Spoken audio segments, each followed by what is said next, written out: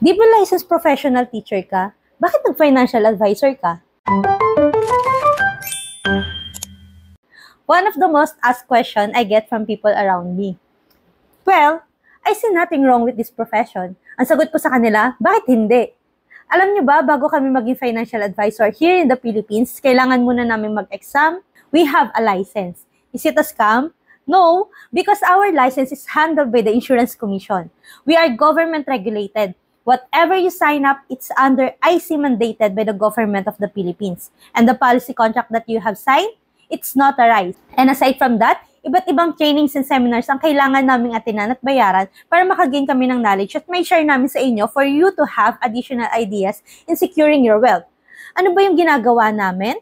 The main job of being financial advisor is financial security, which is to ensure, and I admit, it's hard for Filipinos to understand how important insurance is. Gusto kasi natin kapag naglabas tayo ng pera, na-enjoy natin siya agad, di ba?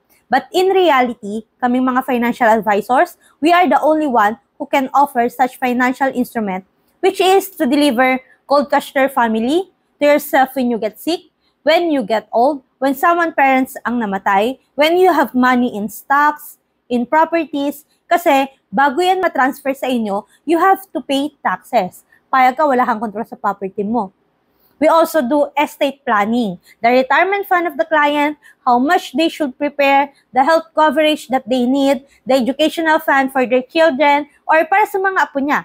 Basically, all your assets, all your income, protected yan. Pwede ka naman talagang yumaman sa negosyo at sa stocks, di ba? Sa iba't ibang investment, pero di ka nila kayang protektahan kapag in need ka na.